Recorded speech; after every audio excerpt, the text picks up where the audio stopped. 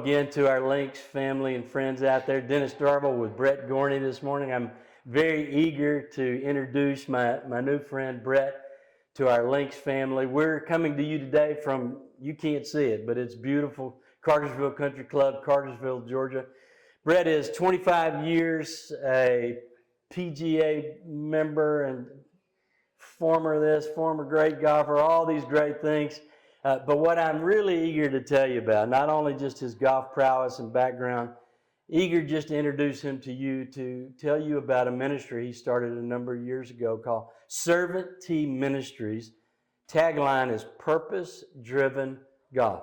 Hey, Brett, welcome, brother. Thank you, Dennis. It's great to be here. Good to have you. Yeah, great to Good to have you. up. Yeah. So this first few minutes together, I really think maybe the best thing to do is you just tell your story. I would love to hear about your life and how you came to Christ. Sure, absolutely. Love telling this story. I grew up in a good family. We moved around a bit, but mostly grew up outside of Baltimore and in Northeast New York.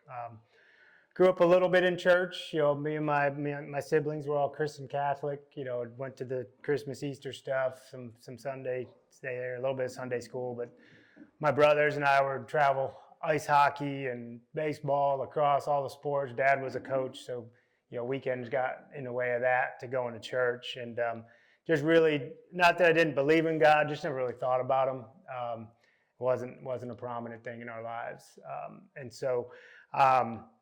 Growing up, played golf in high school, ended up going to college at New Mexico State at the PGA Professional Golf Management Program. So played a lot of golf in college, just not collegiately, if you will. And then graduated, worked a couple assistant pro jobs in the Midwest, and then ended up in Atlanta in 1998 with Golf Tech, the indoor teaching centers. And that's where I really learned to teach the game a little bit more, learning the golf swing.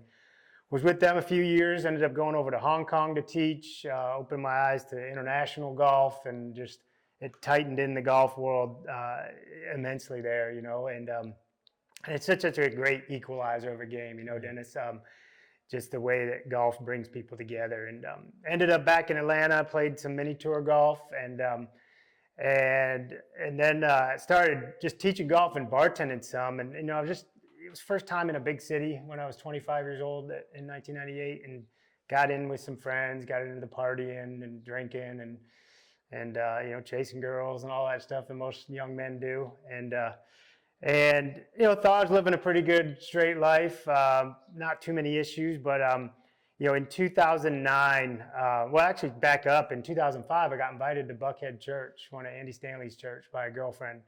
And that was my first time in a big Christian non-denominational church with lights and the stage. And I remember, the gal I was dating was like, "What'd you think?" And I said, "Well, I don't know about this whole Jesus relationship thing, but man, this guy, this Andy Stanley guy, he's got some really good free life advice." And so I enjoyed going, went through their starting point program, which kind of was a curriculum to get you through understanding faith a little bit and asking questions. And unfortunately, that relationship ended, and so went my time at church.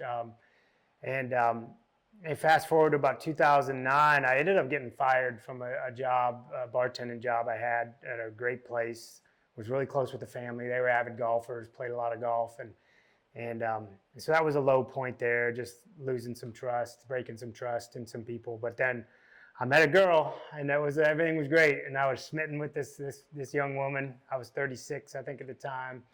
She was 25, single mom, all these things, and I thought she was the one, and took her home to meet the family at Christmas, and God had other plans, because a month later she ended that relationship, and she was a Christian. We were going to church. We were enjoying talking about things, but she said, I need a man who's a pillar of strength and faith in my life, and you're not him. And man, that hurt hard. But fortunately, our New Year's resolution that year was to start reading the Bible every day. So I dove into Buckhead Church. My normal way would have been to replace her, if I go out with the buddies, party it up, and move on to the next. That was my pattern. And anyway, just got blessed to be plugged in at the church with another ministry called Cloud Walk, and my friend Larry Green. Just learning to understand my personal relationship with Jesus. I gave my life to Christ on the phone with another college buddy on February 4th, 2010. Another golf pro. and got baptized in June that year. And what I realized though was through a message by Charles Stanley about brokenness, that God was using an area of my life where I was most distant from Him to make me realize I needed Him over that thing. And for me, that thing was my dating relationships were my sense of security. And I'm a little bit of a people pleaser. I think we all are. Well, you're certainly not the first guy that the Lord used a woman to bring to Christ and to lure men through somebody pursuing a girl to Himself. It's a fascinating story. And Charles and Andy Stanley, what an influence they've been. Well, look, thanks for spending just a little time with us, giving us a little window, a little sneak peek into your personal life and how you came to Christ.